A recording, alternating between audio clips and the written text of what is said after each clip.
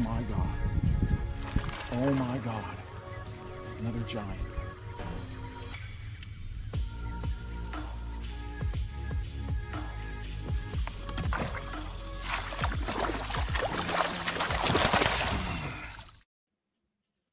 Hey, Sean, how you like Hey, that? that was pretty cool, man. That was a good way to start. Yeah, those fish get me fired up, man, especially the big ones.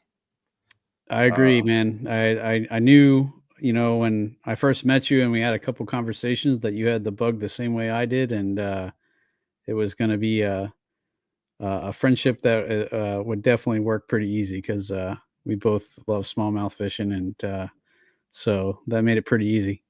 yes, it did. Um, Welcome to Chasing the 20 Inchers, guys. Everybody that's watching, thanks for coming on and tuning in. First things first, we want to thank some of our sponsors, Ken's Jigs, Railblazer, and Little Miami Outfitters.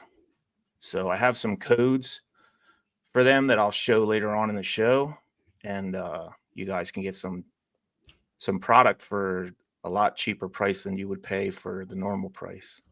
So We definitely, want to give shout outs to them. They appreciate them hopping on board so early with us and trusting us. And we're super psyched to have them believe in their products. I mean, I can't say enough about Ken's Jigs. I have become a firm believer in his Ned rig heads, the EWG Ned rig heads. I will not fish on the river with any other kind of Ned rig heads because they do not snag near as much. And hopefully we'll have Ken on and he can talk about that at some point. But guys, if anybody knows me, I've probably, if anybody's ever met me in person, I probably gave you a handful or at least got you hooked on them too, because I know I buy them in bulk now. So definitely thanks to Ken for supporting us. So absolutely, you're the one that got me addicted to them now. Like I was using just regular a regular like Ned head hook that was not weedless. And when I started fishing with you, you were like, check these out, and I never went back. yeah, and pretty much everybody that I know that's tried them is the same way. I mean, I used to hate fishing the Ned rig on the river for that exact reason. I was like, they just snag so much. How on earth are people catching fish with these? Yeah, And it wasn't until I started using those that I kind of fell in love with the Ned rig. So yeah. And now's the time to be fishing it. You don't just have to put a TRD on that thing. You could put any soft plastic you want on there. right, right. Today I was fishing with sent a jerk shad on one of them. So I got to go out on the river today, and I hate to say, but I got skunked. I threw hair jigs, I threw Ned rigs, the sent a jerk shad, I yo-yoed a lipless crankbait. I had one bite and lost them, and that was all I had all day. And I figured it was going to be like that because, the first day of a warming spell isn't the greatest time to go out there. Probably the third day is probably going to be the best day. I would say probably Tuesday. Yeah, yeah. Because Is it supposed to stay warm? yeah, it's supposed to stay warm for a little bit. So Tuesday would probably be a really good day to be out on the river. Yeah. And No, I was almost regretting not going out today. I ended up running down to Redmond and fishing from the shore just a little bit.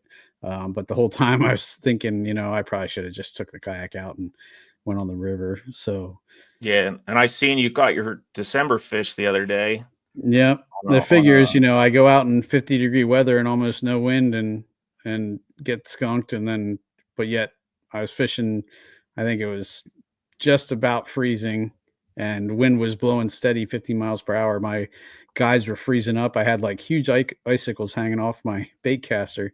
I was throwing a big a glide bait, and I caught a largemouth at Redmond. So it that's just figures, awesome. yeah. So that's just how it goes, I guess. It was, and I actually missed an even bigger one. I was reeling the glide bait, and right when I got to the shore, right at my feet, he hit and I saw him just roll over, and then he came off, but because I had no room to set the hook because he was pretty much right at my feet. And but that was cool. That one was big. The one I caught was probably, I would say, a 16 or a 17, but the one that I just missed was even bigger. So, and wanted to give a shout out to my buddy Jake, who got me hooked on those glide baits. I went fishing with him over at Redmond, and he caught 2 huge fish. I bet you, one was at least 19 inches, if not. Wow. So, and that was just in like 2 hours of throwing that glide bait that he caught those 2. And I fished it for an hour the other day when I caught mine. Now I did throw it today and end up losing one of them. Luckily the ones that I've been buying aren't crazy. They're you can get them on AliExpress or Temu. Yeah. So sweet. So I see we got some people joining in on Jose.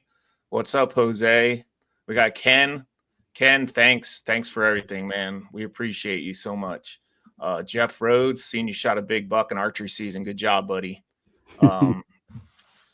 I ran into Mickey Forbes at the boat ramp today, and if you don't know who Mickey is, he is a freaking Susquehanna hammer. He catches, and a nice guy too, and a heck of a guy. Yeah. He knows how to catch the big ones, and I got a message from him about halfway through my day today fishing, and it was this picture right here. I'm going to show it to you guys, and we're going to start something on this show in the next.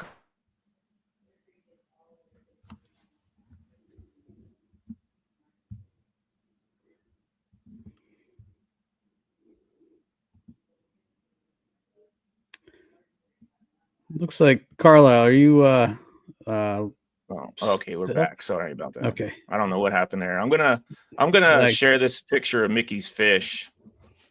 He caught a 21.25-inch smallmouth today. He was on a boat, which that's fine too. We want all kinds of fishermen to come on the show, but we do fish from kayaks, boats, kayaks, whatever you fish. Even if you fish off the bank, we'd like you guys to come join us on this show, because we're talking all Susquehanna River, and how blessed we are to have this in our backyard. Maybe we should just talk about that a little bit. One of the main reasons we wanted to start this podcast was just to talk Susquehanna River fishing, and that's going to be kind of what we highlight. We're going to talk about all sorts of things. We're going to, highlight fish catches like that, but we're also going to talk about conditions and, what our experiences are, what's working. We're going to do, history, the history of the river and things like that. We're going to, kind of try and hit everything we can, talking river smallmouth fishing. It's like a never ending discussion, because the Susquehanna River is different in so many ways, in so many areas. You can go to one area and fish it, and go up the road 20 miles and fish another area, and it could be totally different. And these smallmouth move so much. It's just it really surprises me how much they move. Right. Right. So we're going to go, this is just an intro of our show right now. We're going to go over all this stuff in the future episodes, about all different stuff, techniques, everything. Everything. Products we like, products we use that we want to, let you guys know about, that kind of thing. Absolutely. And if you guys that are watching, throw up some comments. If you have anything you want to say to us, you could just hit it up on the comments there, and we can see it. And if you guys have any topics or things you'd like us to cover, or guests you'd like us to try and track down, I know we have a pretty good list already of people that we're hoping to bring on. I know we've both talked to Jeff Little. Some of the names that if you've fished the Susquehanna River, or at least watched any YouTube videos at all, you're going to be familiar with. But we have so many people that we'd like to have on, but we're also just gonna, some weeks just, talk the two of us, basically our experiences, and like I said, what baits we're finding and that are working and that kind of thing. So there's really not a lot about Susquehanna River fishing that I can't think we wouldn't cover, Right. Absolutely. Today's the river levels today on the Susquehanna, when I was out there, it was 3.86 feet, and the CFS was a little under 15.8. And that So was what location were you? I was down at Long Level. Okay. That's the Harrisburg gauge. I always go by the Harrisburg gauge. Oh, okay. No matter where I'm going, I always looked at the Harrisburg gauge and kind of figured it out from there, depending on which areas I was going. Gotcha. No, I usually look at, when I'm fishing out of Wrightsville, I usually look at the Marietta gauge. And then, there's I have a couple different apps. We'll definitely talk about that too. We'll do a episode on that, or at least cover it at some point, about the different apps you can use to check the river flows, because, being safe out on the river, we've all heard stories, crazy stories. And, if you don't respect the river, man, it's gonna, Yeah. it's going to take care of you. We witnessed one of those ordeals last tournament season.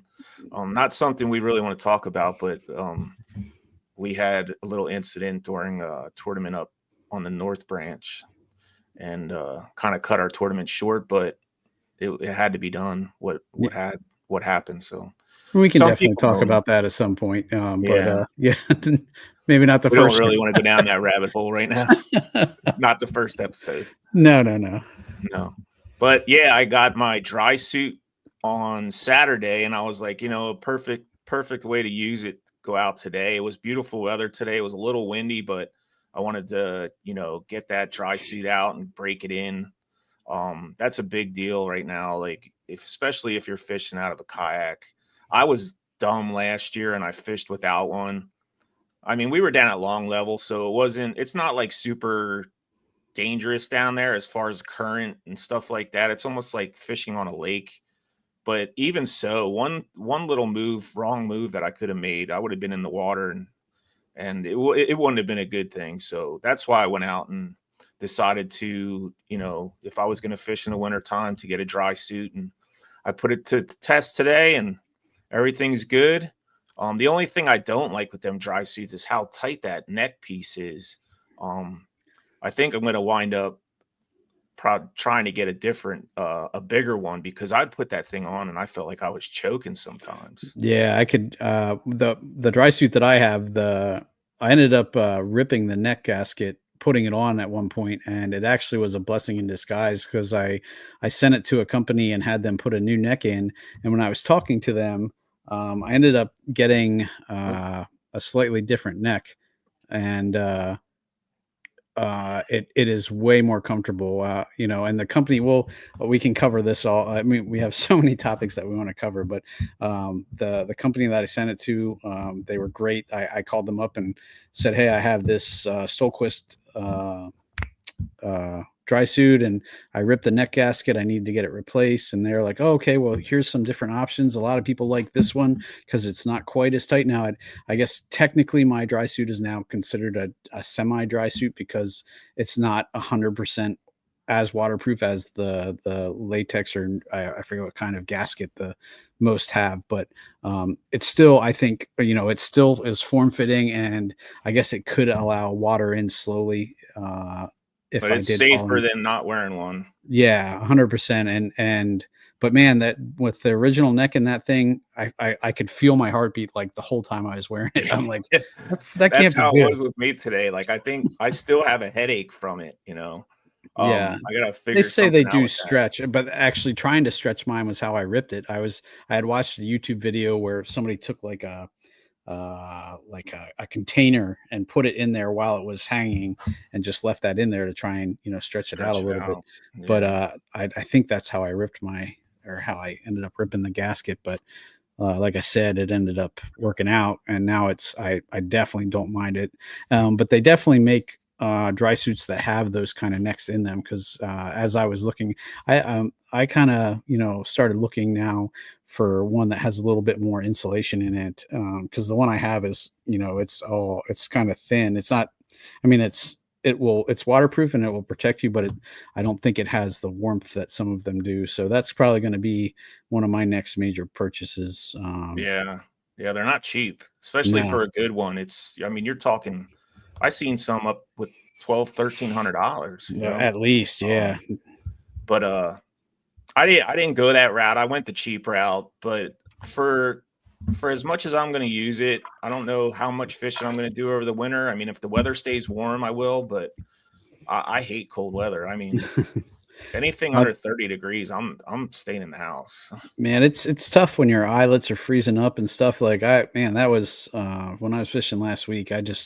I had so much trouble keeping the ice off my guides, and my braided line was doing okay, but the fluoro leader, just that's where the icicles on my baitcaster were coming from. Because every time I'd reel in up to the fluoro leader, it was just you could feel it. It was like you could hear it crunching as I reeled it. It was Yeah. just it makes it tough, but Oh yeah, no.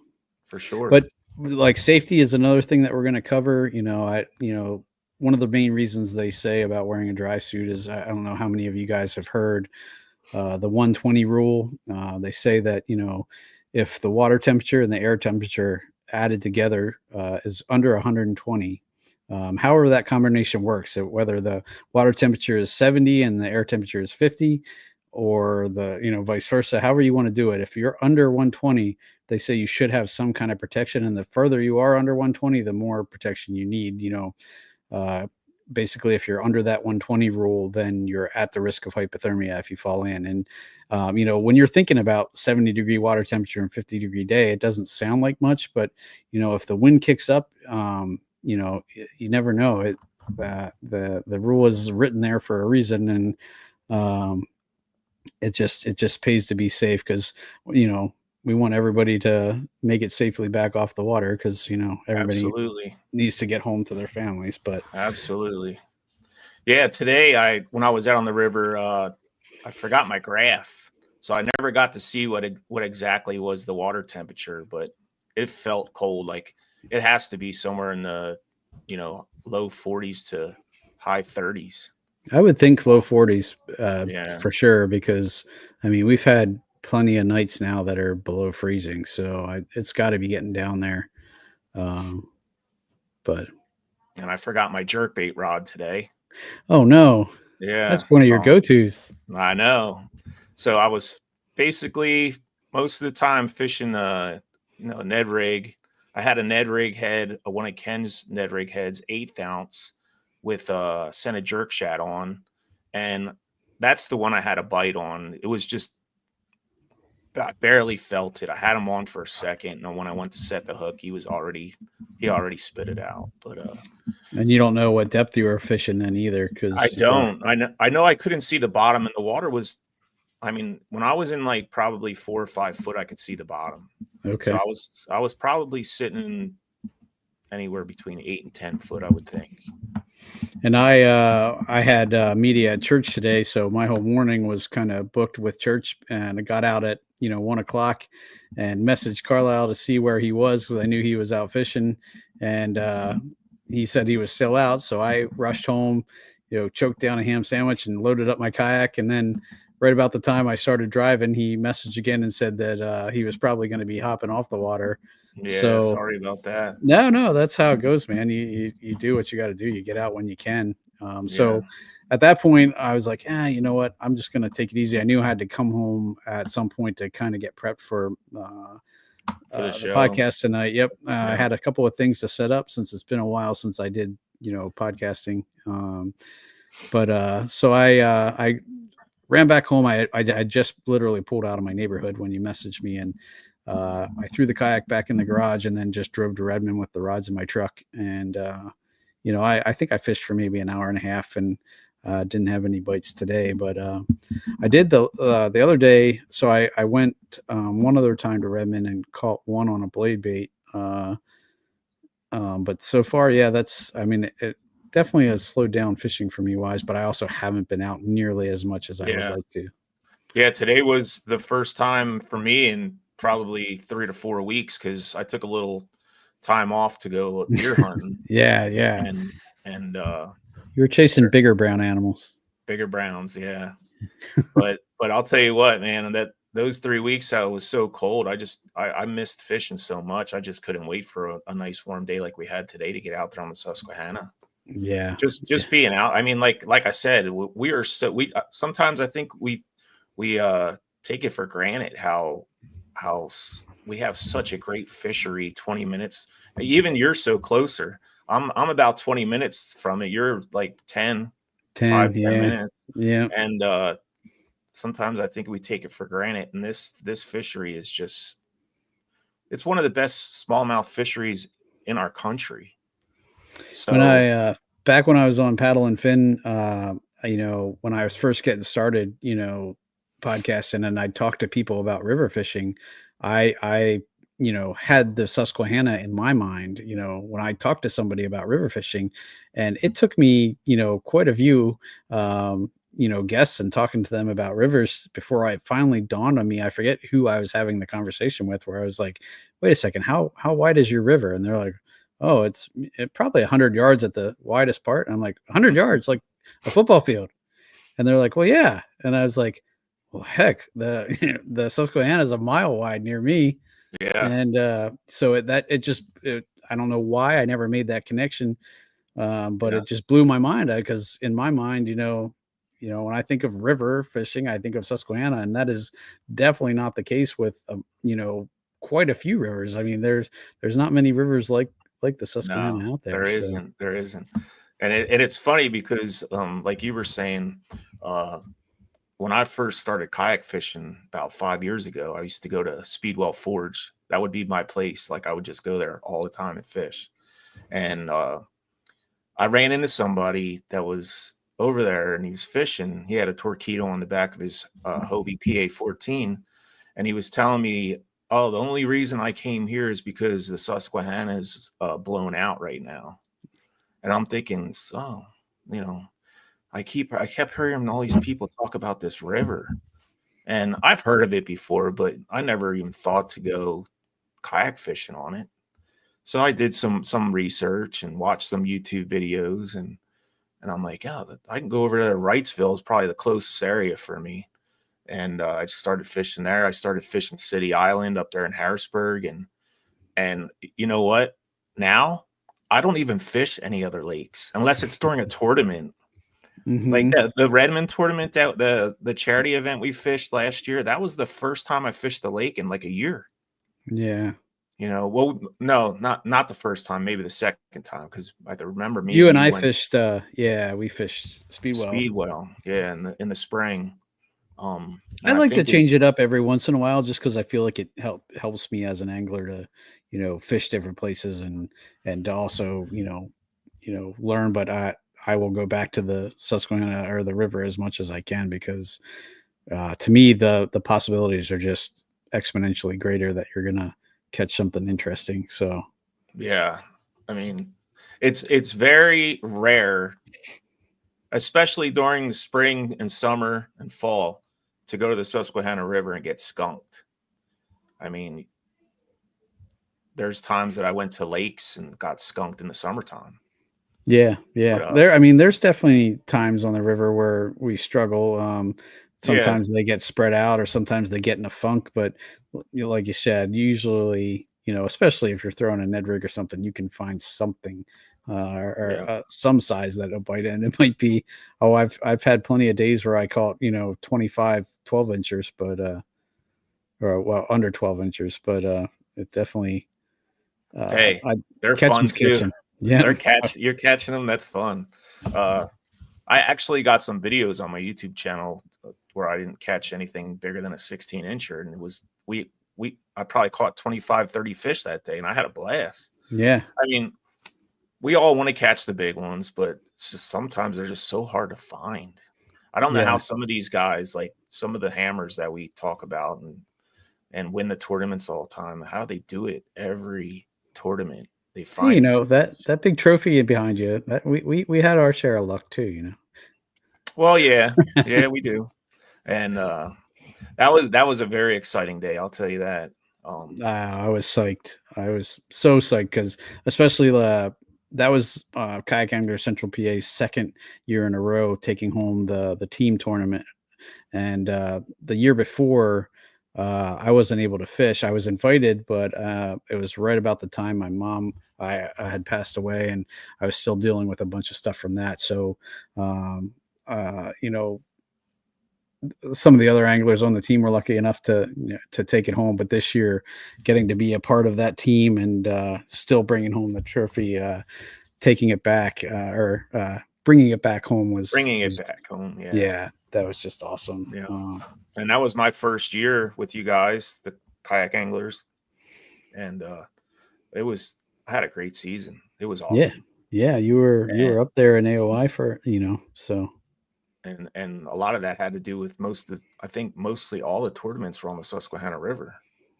So this schedule this year is a little different, and we'll go over that in a future episode, the kayak angler schedule and some of the other schedules that are the tournament trails around. The tournament trails. Yeah, we'll go over all that in the future. But yeah, the KA season I just submitted either this week or the week before all our permits for the tournaments. So we'll see. We already got the first one back, so it's just a matter of time till we get all those back. And once we'll definitely go over the tentative schedule. It's all pending getting approval for those tournaments, of course. But for the most part, there are. It's pretty much you'll get approved. It just takes time, but yeah, and like we were talking about before, this isn't just a podcast for kayak anglers. Anybody that fishes the Susquehanna River, we're going to be talking about it a lot. So we're going to be talking about our experiences. It's funny. Me and my wife took a walk before we came on this podcast, and she was talking to me about why I wanted to start this podcast, and I was pretty silent for a little bit, and then I said to her, I said, I want to share my enjoyment of this river, because like we were talking about, we take this for granted sometimes. We could just 20-minute drive down a road and we can go catch a 20-inch smallmouth, so that's one of the reasons why I wanted to start this podcast is to share my enjoyment and share Sean's enjoyment, because we do fish a lot together, share a lot of different things that we do, that has to do with the Susquehanna River.